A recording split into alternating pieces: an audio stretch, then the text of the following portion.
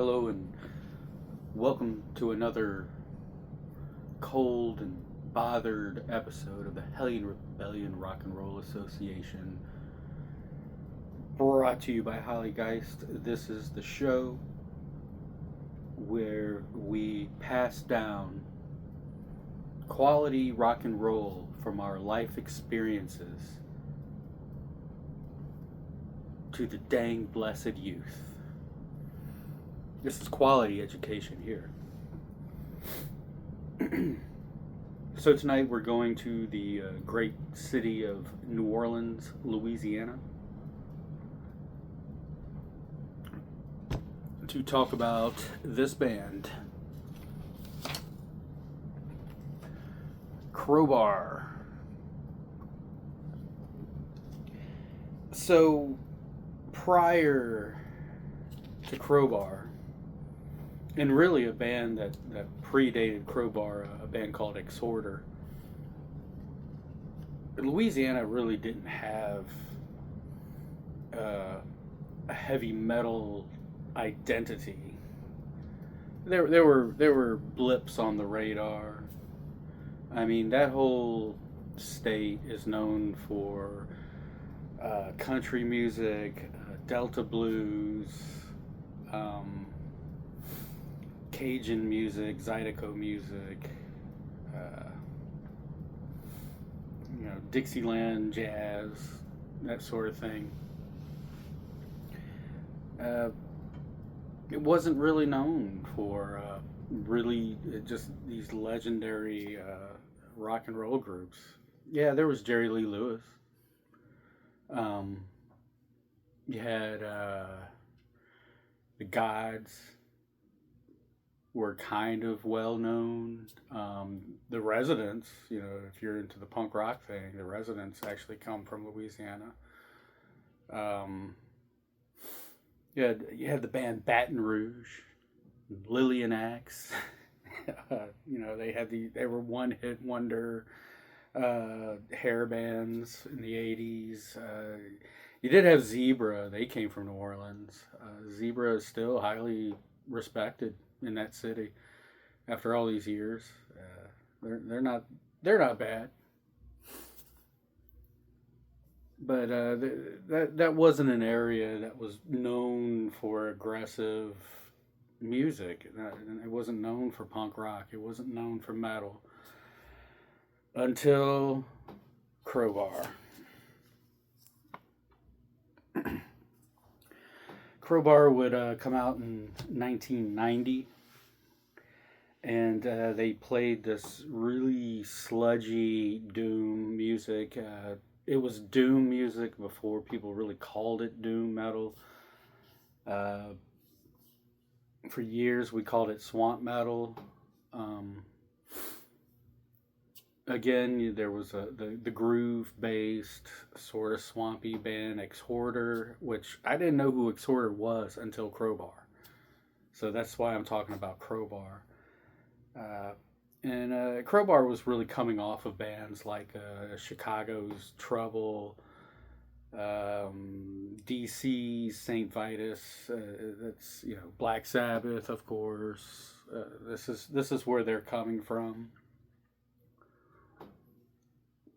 They claim that Celtic Frost was the biggest influence on them as musicians, and I'd heard a long time ago that Crowbar was basically doing Celtic Frost songs if they took those songs and just drug them through the mud, and that's what Crowbar was intending to do. And with their first 2-3 records, you can really hear it.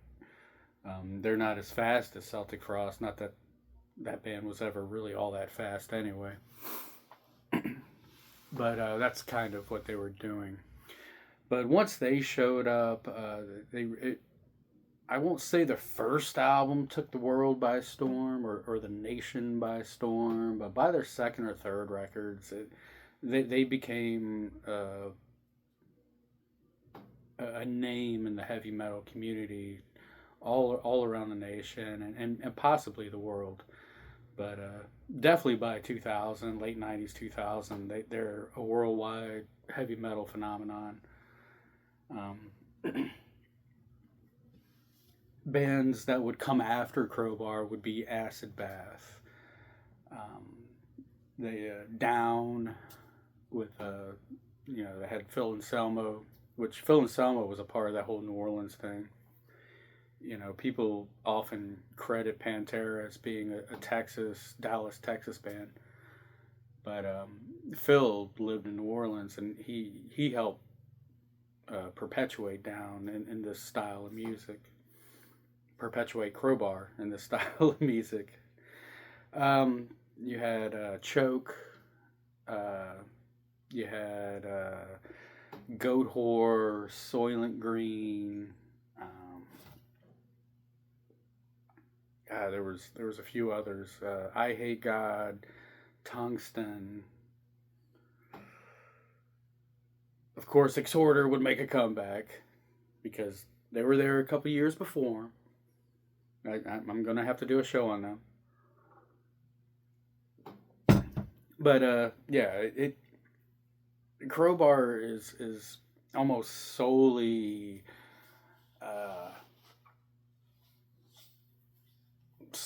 responsible for the identity of Louisiana metal.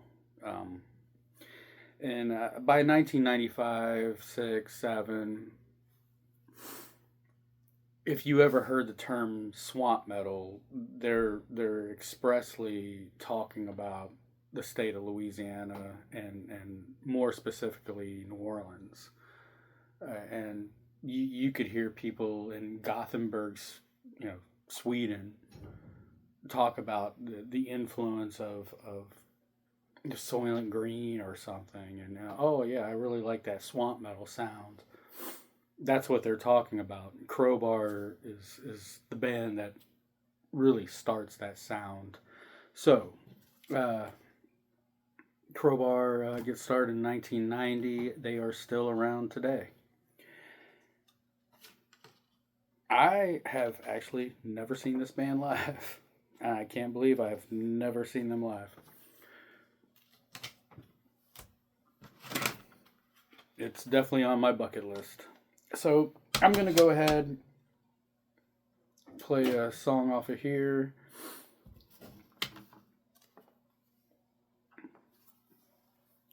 This is the Equilibrium album. It's one of my favorite albums of theirs.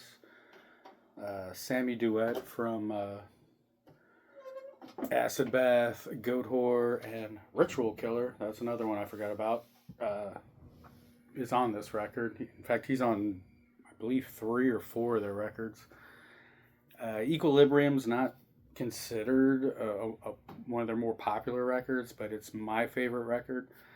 And I'm going to break a rule here. And you know what? Screw it. I've broken this rule plenty of times. The divided states' own federal government breaks rules every single day, so I think I can do it too. And I'm going to play a cover song. And this is one of the best cover songs I've ever heard. It's easily my top 5 favorite cover songs I've ever heard. And I can't ignore this one. It's not exactly why this is my favorite record. Every song on here is good. But they do Gary Wright's Dreamweaver. And it is just such a beautiful interpretation of the song.